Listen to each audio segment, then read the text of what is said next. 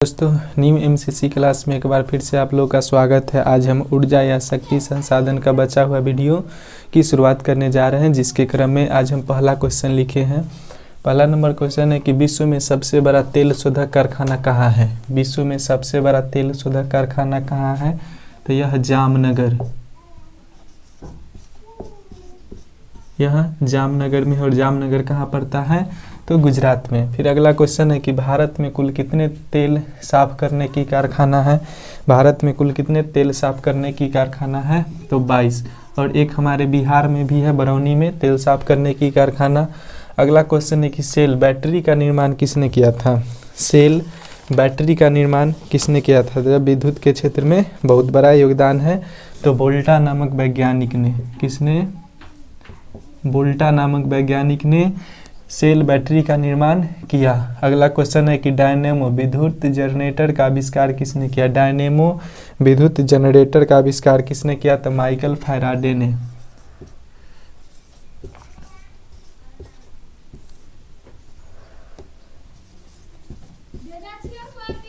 Michael Faraday ने।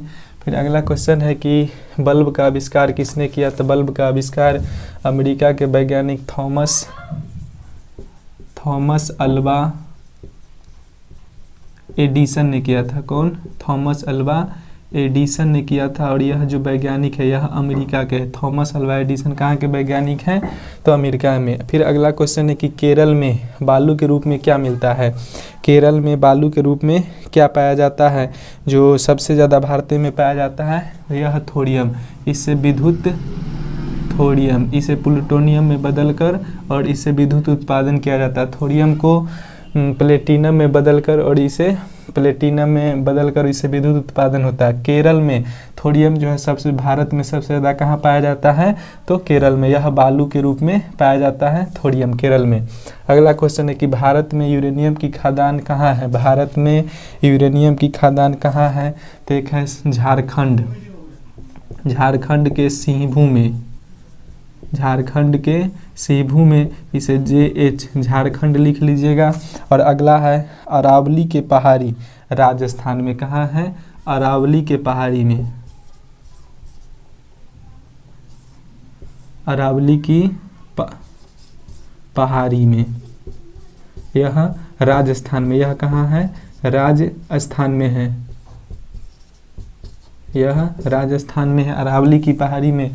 फिर अगला क्वेश्चन है कि विश्व का कितना प्रतिशत थोरियम भारत में पाया जाता है, तो पूरे विश्व में जितना थोरियम का उत्पादन होता है, अकेला भारत जो है 50% थोरियम का उत्पादन करता है। अगला क्वेश्चन है कि एशिया का सबसे बड़ा परमाणु विद्युत संयंत्र कहाँ। एशिया का सबसे बड़ा परमाणु संयंत्र कहाँ है, तो तारापुर में, तारापुर में। और यह तारापुर कहाँ है, तो मुंबई में है। तारापुर कहाँ है, एशिया का सबसे बड़ा परमाणु विद्युत संयंत्र, परमाणु से विद्युत का निर्माण किया जाता है, वह कहाँ है, तारापुर, मुंबई में। फिर अगला क्वेश्चन है कि एशिया की प्रथम जल विद्युत परियोजना कौन है। एशिया की प्रथम जल विद्युत परियोजना कौन है, तो इसका नाम है शिव समुद्र।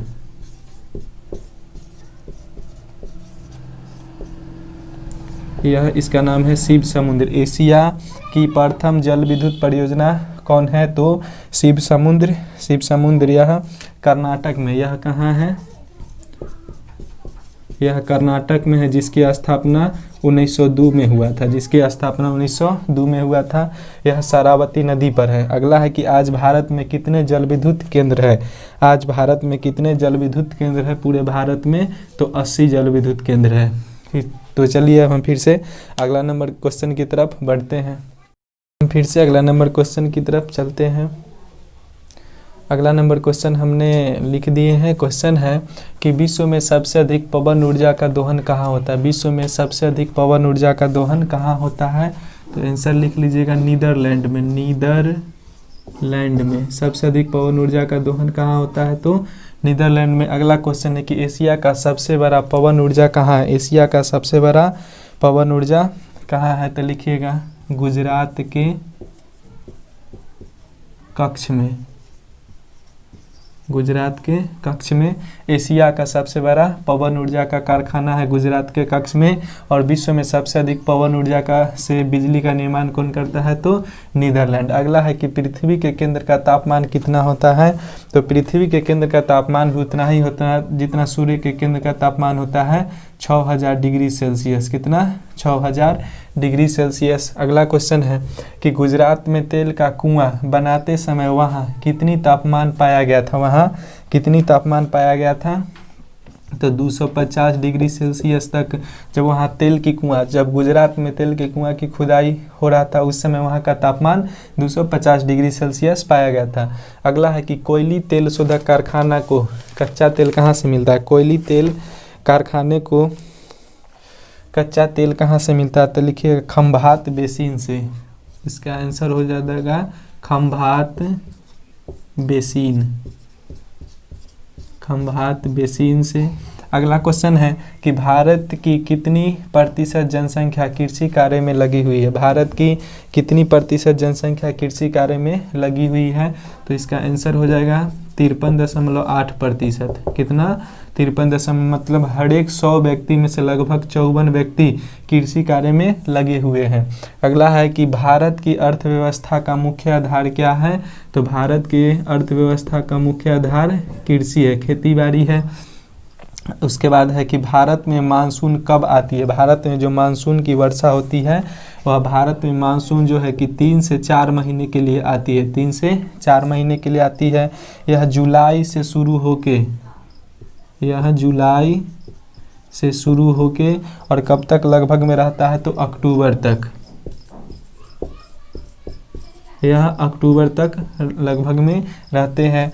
फिर अगला क्वेश्चन है कि देश के सकल राष्ट्रीय उत्पादन में कृषि का योगदान कितना प्रतिशत है, तो लिख लीजिएगा 13.7%।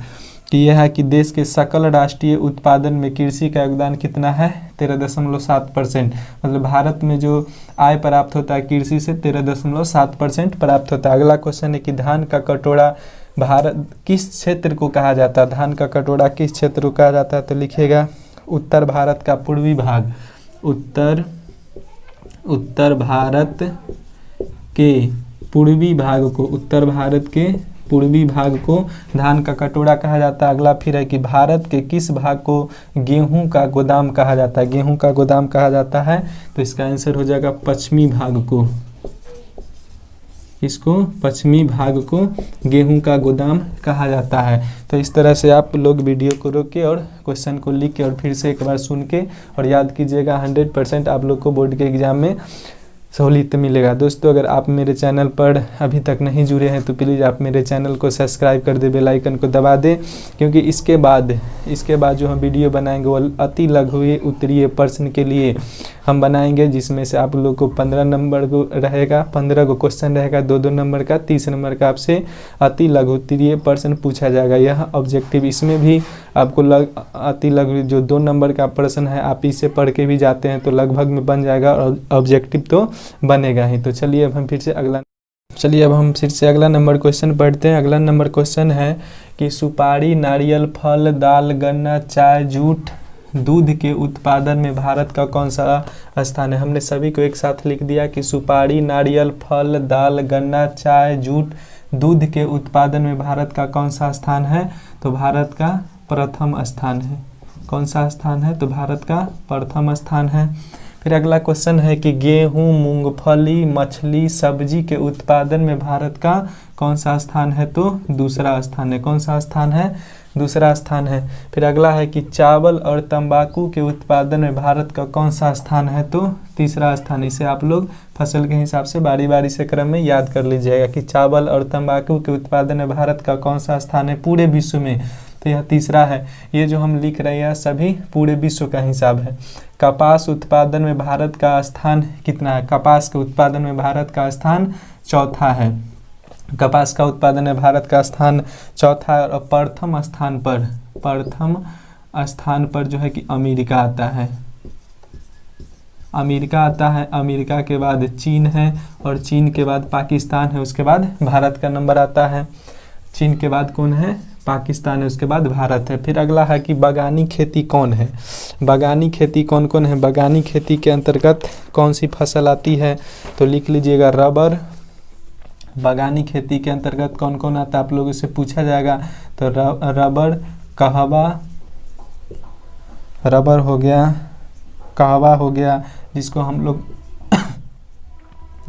लोग कॉफ़ी भी कहते हैं, जिसको हम लोग कॉफ़ी भी कहते हैं।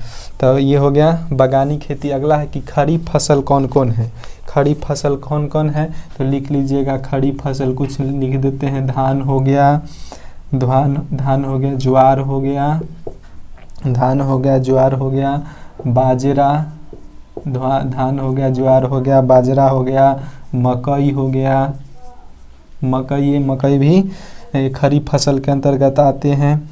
मूंगफली हो गया, जूट हो गया, मूंगफली हो गया, जूट हो गया, और कपास इत्यादि, ये सभी जो फसल है यह सब खरीफ फसल के अंतर्गत आते हैं। अगला क्वेश्चन है कि रबी फसल कौन कौन है, अगला क्वेश्चन है कि रबी फसल कौन कौन है, तो लिख लीजिएगा गेहूँ, चना, आलू, मटर और सरसों इत्यादि। इससे भी और अधिक से अधिक फसल है। तो ये सभी जो है कि रबी फसल है। रबी फसल की जो बुआई अभी अक्टूबर नवंबर महीने में होती है और मार्च अप्रैल में काट ली जाती है, तो यह रबी फसल हुआ। उसके बाद है अगला क्वेश्चन है कि जायद फसल कौन कौन है, जायद फसल कौन कौन है, तो लिख लीजिएगा जो गर्मी जो रबी फसल कटने के बाद होता है तो वह मूंग है, वह मूंग है। उसके बाद जायद फसल के अंतर्गत ही खरबूज हो गया, तरबूज हो गया, ये सभी जायद फसल है। फिर अगला क्वेश्चन है कि भारत का मुख्य खाद्यान्न फसल कौन है, तो चावल है। भारत का मुख्य खाद्यान्न फसल कौन है, चावल है। फिर अगला क्वेश्चन है कि चावल उत्पादन के लिए आदर्श तापमान कितना होना चाहिए, आदर्श तापमान कितना होना चाहिए चावल उत्पादन के लिए, तो 20 डिग्री सेल्सियस से 30 डिग्री सेल्सियस। और वर्षा कितना होना चाहिए, वर्षा 100 सेंटीमीटर से, लिख लीजिएगा कि वर्षा जो है कि 100 cm से 200 सेंटीमीटर होना चाहिए, क्योंकि चावल के फसल के लिए पानी अधिक चाहिए। तो वर्षा कितना होना चाहिए, 100 सेंटीमीटर से 200 सेंटीमीटर। और आदर्श तापमान कितना माना गया, 20 डिग्री सेल्सियस से 30 डिग्री सेल्सियस। अगला क्वेश्चन है कि प्रति हेक्टेयर चावल का उत्पादन में सबसे प्रथम स्थान पर कौन है, तो लिख लीजिएगा इसका आंसर हो जाएगा पंजाब। पंजाब सबसे अधिक प्रति हेक्टेयर के हिसाब से चावल का सबसे अधिक उत्पादक राज्य है। तो इस तरह से आपका यह क्वेश्चन ख़त्म हुआ। फिर अब हम क्वेश्चन बनाते हैं। तो देखिए, अगर आप इसे बढ़िया से लिख के एक बार सुन के अगर याद करते तो बहुत अच्छे तरीक़ा से आप लोग को याद हो जाएगा, और आपको यह ऑब्जेक्टिव और अति लघु उत्तरीय जो 2 नंबर का क्वेश्चन पूछा जाएगा उसमें बहुत ही ज़्यादा मदद करेगा। तो प्लीज़ आप लोगों को रिक्वेस्ट है कि आप लोग इसे लिख के और याद ज़रूर से ज़रूर कीजिएगा। अब हम फिर से अगला नंबर क्वेश्चन चलते हैं। दोस्तों, आप लोग अगर मेरे चैनल पर अगर नए देख रहे हैं तो प्लीज़ चैनल को सब्सक्राइब कर दे और लाइक कर दे। तो चलिए अगला क्वेश्चन है 33 नंबर की, गेहूं के बुआई के समय तापमान कितना होना चाहिए। जब हम गेहूं का बुआई करते हैं उस समय तापमान कितना होना चाहिए, तो उस समय तापमान हमें 10 डिग्री सेल्सियस से 15 डिग्री सेल्सियस होने चाहिए। और जब गेहूं में जब दाना भरता है उस समय हमें आदर्श तापमान कितना होना चाहिए, तो 21 से 26 डिग्री सेल्सियस। कितना, तो भरते समय 21 डिग्री सेल्सियस से 26 डिग्री सेल्सियस रहना चाहिए। और इसके लिए गेहूं के लिए उपयुक्त वर्षा होना चाहिए वो 50 से 100 सेंटीमीटर। वर्षा कितना होना चाहिए, तो 50 सेंटीमीटर से 100 सेंटीमीटर होना चाहिए। यह हो गया जब हम लोग बुआई करते हैं, यह जब उसके लिए उपयुक्त तापमान जब वह उसमें दाना आता है। और वर्षा कितना लगभग होना चाहिए, तो 50 सेंटीमीटर से 100 सेंटीमीटर। अगला है गेहूं उत्पादन में प्रथम स्थान किस राज्य का है, तो यूपी का, उत्तर प्रदेश का, यूपी उत्तर प्रदेश का गेहूं उत्पादन में प्रथम स्थान है। अगला क्वेश्चन है कि प्रति हेक्टेयर गेहूं उत्पादन में प्रथम स्थान किसका है, तो लिख लीजिएगा पंजाब का।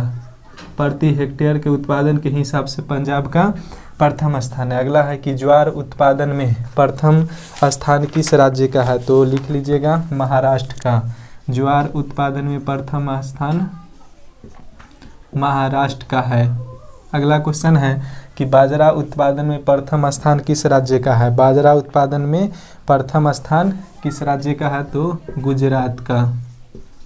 गुजरात का बाजरा उत्पादन में प्रथम स्थान किसका है, गुजरात का। फिर अगला है कि रागी के उत्पादन में प्रथम स्थान किसका है, तो कर्नाटक का। रागी के उत्पादन में प्रथम स्थान किसका है, तो कर्नाटक का। फिर अगला क्वेश्चन है कि दाल उत्पादन में प्रथम स्थान किसका है, तो मध्य प्रदेश का। किसका है, मध्य प्रदेश का। फिर अगला क्वेश्चन है कि चाय किस प्रकार की फसल है। चाय जो है किस प्रकार की फसल है, तो चाय जो है यह रोपण फसल है। किस प्रकार की फसल है, तो रोपण फसल है। और चाय के उत्पादन में रोपण, चाय जो है यह बागानी कृषि या फिर रोपण फसल है। चाय के उत्पादन में प्रथम स्थान पर असम है। चाय के उत्पादन में प्रथम स्थान पर असम है। अगला क्वेश्चन है कि सबसे अधिक चाय का निर्यात किस पत्तन से होता है। सबसे अधिक चाय का निर्यात किस पत्तन से होता है, तो इसका आंसर हो जाएगा कोलकाता। कोलकाता पत्तन से। कोलकाता पत्तन मतलब क्या होता है, तो जो वहाँ पर बंदरगाह जहाँ से पनिया जहाज खुलता है इसको पत्तन कहते हैं। तो यह कहाँ है, कोलकाता में। और फिर अगला क्वेश्चन है कि कहवा उत्पादन में प्रथम स्थान किसका है। कहवा मतलब कॉफी में, तो कर्नाटक का। कहवा उत्पादन में प्रथम स्थान किसका है, कर्नाटक का। अगला है कि भारत में जूट उत्पादन में प्रथम स्थान किस राज्य का है, तो पश्चिम बंगाल का। किसका, पश्चिम बंगाल का जूट उत्पादन में प्रथम स्थान है। जैसे भारत में इसे हम जूट, पश्चिम बंगाल को जूट क्षेत्र कहा जाता है। जूट का क्षेत्र कहा जाता है। अगला क्वेश्चन है कि उजला सोना किसे कहते हैं। उजला सोना किसे कहा जाता है, तो आंसर में लिख लीजिएगा कि उजला सोना जो है कि कपास को कहा जाता है। उजला सोना कपास को कहा जाता है। उजला सोना हम किसे कहते हैं, कपास को कहते हैं। यह नकदी फसल भी है। तो कपास के उत्पादन में प्रथम स्थान किसका है, तो महाराष्ट्र का है। कपास के उत्पादन में प्रथम स्थान किसका है, तो यहाँ पर से लिख लीजिएगा महाराष्ट्र का। तो चलिए आज का वीडियो हम यहीं पर समाप्त करते हैं और इसके बाद जो भी क्वेश्चन बचेगा फिर अब आप लोग अगले वीडियो में हम इसका सॉल्व कराएंगे। तो दोस्तों आप लोगों से रिक्वेस्ट है कि अच्छा से मेहनत कीजिए। मात्र अब 30 से 35 दिन बचा है, उसको अच्छा से मेहनत कीजिए और बिहार बोर्ड में अच्छा नंबर लाइए, क्योंकि यह जितना भी क्वेश्चन है आपको बहुत ही ज़्यादा हेल्प मिलेगा अगर आप लोग वीडियो देख के या फिर उसको याद करके ही एग्ज़ाम देने के लिए जाइएगा।